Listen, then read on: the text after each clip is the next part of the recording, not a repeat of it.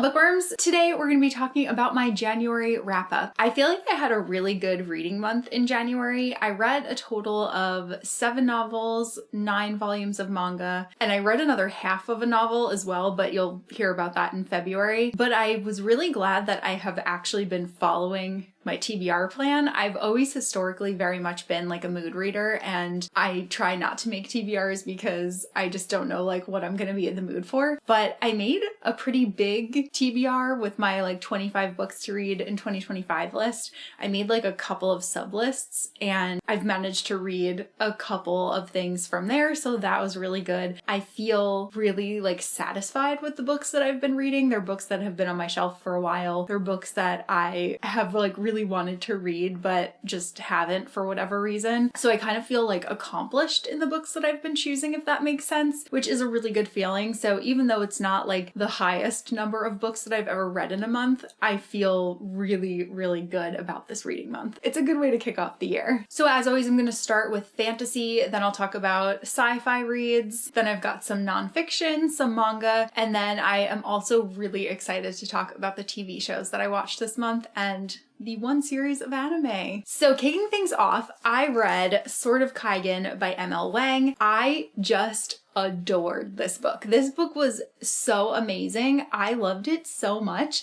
I actually really want to film like a full in-depth review of this one because my enjoyment level was so high. I was not expecting this to be a 5-star read. I was not expecting to find a new favorite book right in January, but that's what we have here. This book was just incredible. We are following 2 main characters who live in this village. It's called the Sword of Kaigen. It's like right on the mountains. It's like the tip of the peninsula and like the first line of defense for this island, but they're a little bit technologically behind the rest of the empire, and they also kind of blindly follow like the news and like believe everything that they're told. One of the young boys kind of starts to question some things when there's a new student that shows up and tells him a little bit of information of things that he's experienced outside of this village. And it's so interesting. I really, really liked all of the sword fighting. It was very like anime-esque, and normally I'm not someone that is very into like battle scenes, but I found these ones to be just so engaging. This book definitely made me cry on multiple occasions, and I just felt so like deeply connected to the characters that it was unreal. Like it was just such a great reading experience. I read the author's note afterward and I am just devastated that she decided to cancel like any other books in the series. She said that she had tried really hard to write them, but it just like wasn't happening. And there had been a couple of other books that she had written in this Theonite world, but she pulled them because they were from before she was as good of a writer as she is now, or so she says. I don't know because I haven't read them. And she at one point had been emailing them to people if you had requested them, but that's no longer happening. So I'm just devastated that there's nothing else for me to read. The way that this one ended really just leaves so much more to explore within this world, and I would do anything for that story to come to fruition, because if it would be anything like this one, I mean, it would be another 5-star read. So I'm really hoping that she'll be able to revisit it at some point and pick up back like in this world, because it's just so compelling. If you have not yet read Sword of Kaigen, I cannot recommend this book enough. Amazing, like truly just amazing. Next up, I read Theft of Swords by Michael J. Sullivan. Has the title on the spine there. I know there's nothing really telling you that on the cover, but I also really loved this book. This book has been on my TBR for probably like not the longest, but it's definitely one of the books that has been there for longer than most anything else that I own. I think part of why I'd never read this before is like a really silly reason, and it's the fact that when Orbit Books picked up this series and traditionally published it, they decided to bind up the novels. So there are technically 6 books in this first series, the Raria Revelation series. Orbit published books 1 and 2 as one book, and 3 and 4 as one book, and 5 and 6 as one book. So I had always been like, I don't want to read one book that's 2 books and count it toward my reading goal as one book. So that kind of just psychologically was why I was like not picking it up, which again, I like recognize is like not a good reason. So this was the year where I was like, I'm reading those things that I've wanted to read for a really long time, and this was top of the list. And I'm just so glad that I did. This book was so much fun. It is very, very classic fantasy. We're following two thieves, Royce and Hadrian, and they get implicated in this plot to have assassinated the king. It's just such a fun, comforting read. It very much reminds me of like a Lord of the Rings-esque fantasy world. It's a little bit more modern than that, but it's just so fun. There's elves, there's dwarves. We get a couple of different perspectives, both from Royce and Hadrian, who are the main thieves, like they're the primary perspective, but we do also get the perspective of some of the royals. And I just thought it was such a fun story. Like, it wasn't anything groundbreaking, but it was just such an enjoyable romp. I cannot believe that it took me so long to read this, and I can't even tell you how excited I am to read the rest of the books in the series. And for those who are wondering, yes, I did count it as one book, even though I did read both of them that are in this bind up. But yeah, I'm very much looking forward to continuing, and I plan on reading everything else that Michael J. Sullivan has written. If this is any indication of what to expect, I decided to go in publication order. So Theft of Swords is the first published book in the world, although this series actually takes place the latest in the timeline. So everything else that he's published since takes place before this, which is kind of funny. But I personally think that publication order is a good way to go because number one, if it's the first book, it's likely going to be the book that is not the best written, and theoretically an author would be improving over time. So I like to see that progression. I wouldn't want to read something that is like the most recent book and then go back and be like, how is this like the first book? So for that reason, and also because I did look on Michael J. Sullivan's website and he himself recommended reading in publication order. So that's the route that I've chosen to go, and I will definitely be continuing my journey next month. I'm like really hoping that I will be picking up the next book in the series. I say hoping because I have definitely one buddy read planned, but I just feel like I want to read everything. And so I don't know what I'll actually end up picking up because I'm legitimately excited for like everything that I have to read. Truly enjoyed this one. Royce and Hadrian are such memorable characters, and I'm so excited to get more time with them. This was like, I would say, so the first book, I would say I would give like 4 stars, and then the second book, I didn't like as much, but it was still really fun. So that one would have been 3. So I'm like averaging this out at a 3.5 stars, but just for like the fun element, I would round it up to 4. And then I just wanted to give like a small update. So I started reading The Blade itself, like right toward the end of this month, and I started it on like January 29th. So I am about halfway into it at the moment, and I am loving it so much this time around. I'm so thankful that Roger from Roger Reads and Elle from Elliot Brooks convinced me to give this book another chance, because I can't even tell you how much I'm like adoring it and the amount of highlights that I've already had in this book. Like, the prose is just so wonderful, and I'm really, really liking the characters a lot. I still don't like the knight, but I love Glokta and I really love Logan Nine Figures. I was not as into his perspective the first time that I tried to pick it up, and I think it just goes to show that it really was just timing, because this time around I'm like, how was I not like super invested in his storyline right from the beginning? So I'm excited to see where things are gonna go, and we'll talk about this one in my February wrap up. I might even do a single book review for it, we'll see, but I'm really, really, really loving this so far. Then moving into sci-fi, this is gonna be pretty brief, but I read The Three-Body Problem, The Dark Forest, and I also read the third book in the trilogy, Death's End, which I have a paperback version on my shelf, but the third broken binding edition is due to be delivered in February. And you know, I couldn't hold 3 books at once anyway, and these covers by Jeff Brown are just so incredibly beautiful, so like these are the ones that I really wanted to hold up. But I filmed an incredibly in-depth review of this series. I called it Should You Read The Three-Body Problem? If you want any of my thoughts on the series, like that's really the place to go. I talk a little bit about the history of the books, give you some context about the author and the creation of the story, and then a very non-spoilery synopsis and review, and then I do go into full spoilers at the end. So if you want to know more about it, or if you're curious if it's a series that you would be interested in,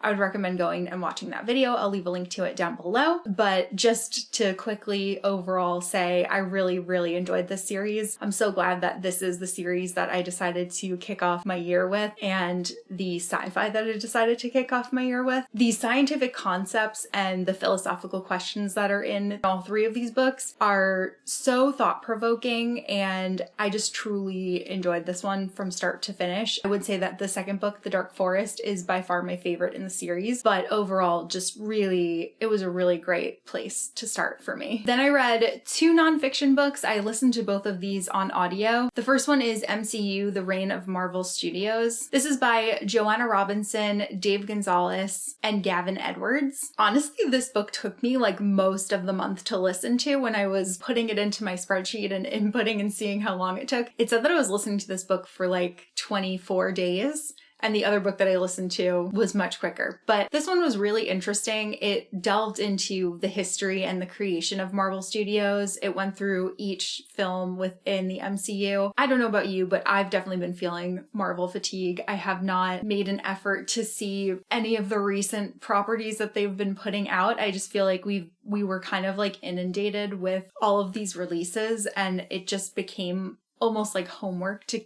kind of keep up with everything. My interest like severely diminished over the past couple of years. I did watch Agatha All Along, and I did really enjoy that. There's been like the occasional release where I've made an effort to see it, but overall, like I just haven't been as excited as I was previously, because I felt like all that I wanted was for comic book movies to be popular, to be in the mainstream, to get these like big blockbuster releases. And it's like, be careful what you wish for, because it was so great for so long, and then I think it just, you know, kind of fell, and that's natural, like for there to be that progression. But yeah, it was disappointing. So anyway, back to the book. Listening to the book was really enjoyable. It made me really nostalgic for the creation of the MCU, and you know, it harkens all the way back to the beginning of things with Iron Man, all of like the anecdotes that went into the casting of the different series, the things that the actors were required to do, and the way that the studio handled things. It was very interesting. Obviously, Marvel Studios is a business, so they don't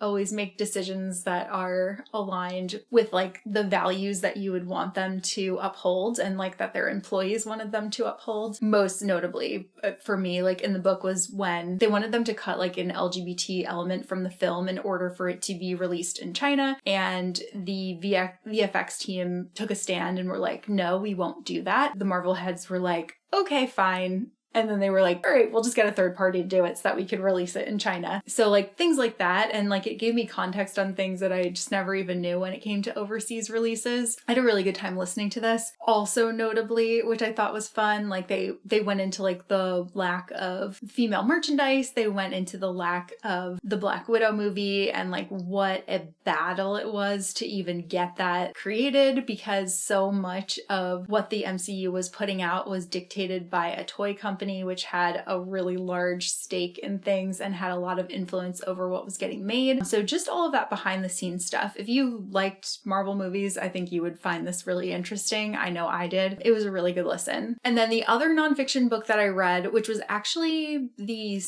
second book that I finished this year, was Live from New York, An Uncensored History of Saturday Night Live. This is by Tom Shales and James Andrew Miller. This is another entertainment book that went into the creation of Saturday Night Live, from Lorne Michaels' original concept through, it stopped around the 2000s. So before I really started watching it, but I am a huge SNL fan and I've been watching it for so many years. I have seen some of those classic sketches.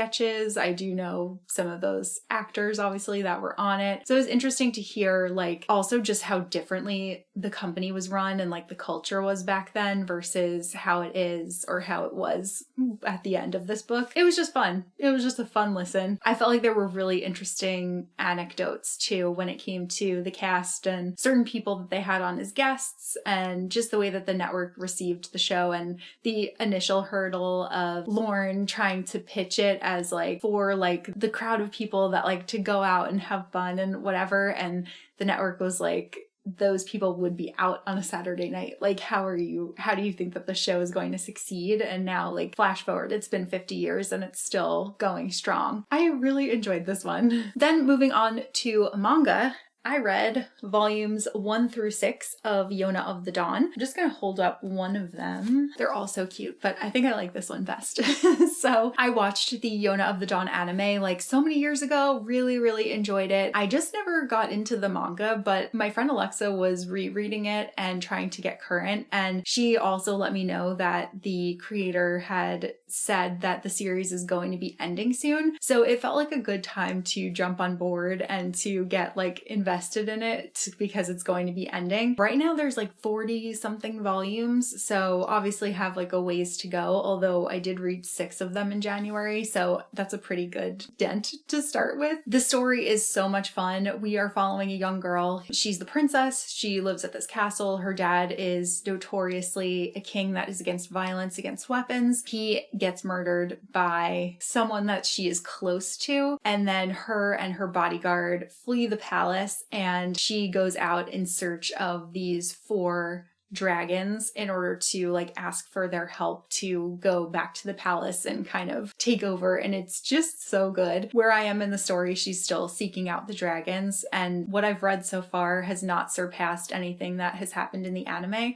From what I understand, I think volume 9 is where it passes the anime, so I have not too much longer until I start hitting some new material, but it was definitely fun to like revisit this story because I loved it so much when I had originally watched it, and I am really excited to see like where it's going to go from here. I think this is such a solid series. If you like manga and you haven't picked this one up yet, this is a really good fantasy one to get invested in. I also read Full Metal Alchemist volume 11, and I really loved this. I thought this was such an excellent volume. One of my like goals for the year is to finally finish Full Metal Alchemist. I've been reading it for a while, but I end up not reading it as quickly as I would like to because I only have the physical books, and I really do primarily read ebooks or read like on Kindle. I just never get to this one in the way that I want to. And it's also like really hard to find digitally. My library does not have Full Metal Alchemist, like both of the libraries that I have cards for. And then I looked it up too, just like out of curiosity, and these volumes that I'm reading, the Full Metal volumes, they include about like 1.5 volumes per volume. So like even if I were to try to like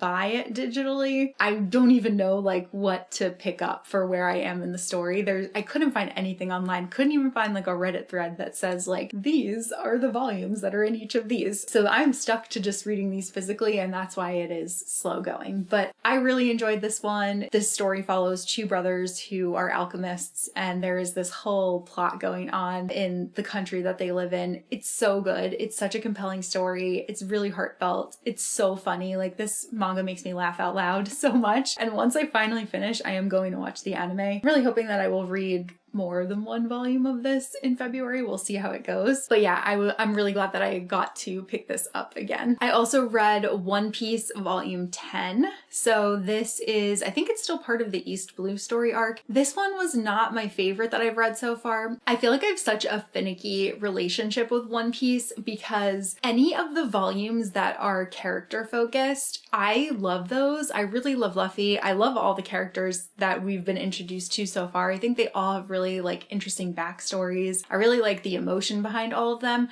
But then, for instance, like volume 10 was primarily a battle volume. They're just fighting like most of the time, and that I just don't find interesting. So like this volume, particularly volume 10, I did not find enjoyable, even though the volume before it was like a 5-star volume for me, and then this one was like a 2-star volume for me. So I'm hoping that the next one will shift back away from some of the battling, but I am at least happy that now that I've read the first 10, I can watch the Netflix adaptation because I heard that it covers the first 10 volumes of the manga. So I'm safe to do that, which is exciting. I'm curious how that's gonna go because it seems so like goofy, and I just can't picture it in a live action adaptation, but people do seem to enjoy it. So I'm looking forward to that. But so I read this, but definitely not my favorite read of the month. And then I also read volume 12 of Witch Hat Atelier. I don't know how I fell behind on this one. Volume 13 was recently recently released, so I'm waiting for that one to come off hold at the library. But volume 12 was so good. The story is getting really incredible, and I'm really excited to see what's going to happen next. I felt like I was on the edge of my seat while I was reading volume 12. I'm also really excited to see the anime that's going to be coming out later this year that's based on the series. Definitely recommend Witch Hat if you haven't read it already. It's so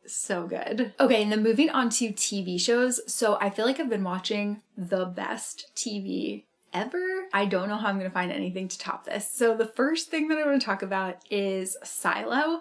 I watched seasons 1 and 2 and it was just so incredible. I was at the edge of my seat for so many episodes of this show. I love the characters. I am so fascinated by this mystery that's going on. The way that the second season ended was a much bigger cliffhanger than I was anticipating, so much so that I went ahead and I bought I bought all 3 books in the series because I was like, I can't wait until there's more show. I need to know what's going on. I'm still thinking about it. I am upset that I don't have a new episode of Silo to look forward to. I felt like it was really getting me through my weeks. I would just think about how like I had a new episode of Silo on Friday and now I don't, which is sad. Though I do have a new episode of Severance on Fridays, which is the next show that I'm going to talk about. So I like to only talk about shows in my wrap up once I have watched the full season. So I'm going to talk about Severance season 1 here. Andrew and I have been watching that and oh my god, so good. The first couple of episodes I was like, okay, this is odd, like what's going on? And then by the end, I was just addicted and so curious about what is happening at this company. It's also been really fun. I'll talk a little bit just to say, season 2, me, Andrew, and my brother and his wife have been all watching it. So each week now we kind of like theorize what we think is going on. And that's been really fun. For those who don't know, Severance is a series that is set in like an office atmosphere and we are following people who are severed. So what that means is that when they are at work, they do not know anything about their outside life. Their work life is like a completely different person than the person who lives their outside life. And people have different reasons for choosing to do this. And then their outside life, like the person who lives their outside life, has no idea of anything that's going on in their work life. So it's really fascinating. And this company that is the one that has pioneered it, called Lumen, is clearly doing some shady things. And there's even like opposition to it that we see through like protesters and everything throughout the show. But we are following a severed character in both his work life and his external life. And it's just been such an interesting mystery. And I'm really enjoying it. And then Andrew and I also watched the first season of Fallout. So I liked it, but I didn't love it. And I think part of it is because I loved Silo and Severance so much that Fallout just wasn't living up to those 2 shows for me. I thought it was really good. There were like aspects of it that I really liked. I did like the aesthetic of it as well, but what I liked most were any of the scenes that took place in the vaults. Those I found to be so interesting. I really liked Lucy a lot as a main character, but then any of the scenes with the Brotherhood, could not care less. The main character of that storyline, he drove me nuts. He just made the worst decisions ever, and I was just like, how are you even still alive? Like, you're so dumb. Like, you just do so many dumb things. And even like the one thing that progressed his story a little bit, I was like, I feel like you're progressing because of like inaction versus like doing something, which is like kind of frustrating. And then the one other guy, like the one other thing that I really liked very much were the flashbacks to like before people were living in the vaults. I thought that was really interesting. I really liked that too. But then seeing him like outside of that and like not having a nose like freaked me out a bit. So I didn't love that. I did feel like there was a lot of the show that was like a bit too gory for me. There were like definitely moments where we were watching and like eating dinner and I would be like, oh no, I can't look at that scene because that's definitely not what I want to see right now. So overall, I liked it, but I didn't love it, which is unfortunate because I know it got like 17 Emmy nominations and a lot of people seem to like really, really love it, but I don't know if it's because of Silo and Severance that it wasn't as good to me. But I guess that's to be expected when you find two shows that just blow your mind. And then the last thing that I'm going to talk about is an anime. So we watched the first season of Apothecary Diaries and I really enjoyed it. My friend Alexa has been trying to get me to watch this for a long time, but I just like hadn't really watched anime in a while and I don't know why, but I was like, all right, you know what? Let's give it a shot. So we watched it. We watched the whole first season in like a couple of days because it was that addicting. In this one, we are following a girl who gets kidnapped and then is kind of like working. It turns out she's very knowledgeable when it comes to like poisons and medicines.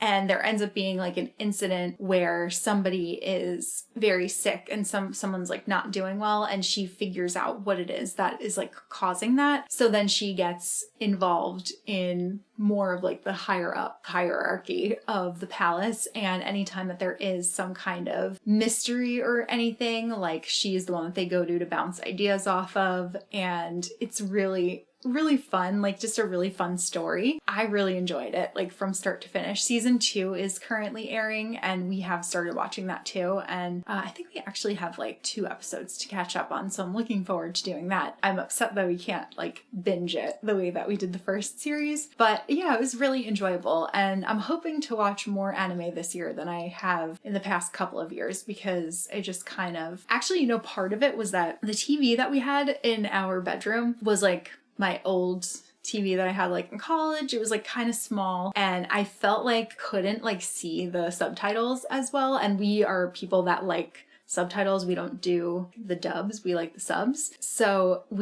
when we moved, we got a new TV, like a bigger TV for our bedroom, and it's been so much more enjoyable to watch anime on. I was like really enjoying Apothecary Diaries, so now I feel like I can delve into some of the things that I didn't get to watch over the past couple of years, which is exciting. That's everything that I read and watched in January. I didn't play any new games this month. I did do 2 puzzles, which was fun, but yeah, I haven't really played anything, so I have nothing to report on that front. But let me know what you like kicked your reading year off with. Let me know how your January went for reading, if you feel like you were off to a good start or if you feel like you want to like pick things up when we get into February. And please let me know if you've watched Silo or Severance because they're both just like the best shows I've ever seen. But yeah, that's all that I have for this video and I will see you guys soon in a new one.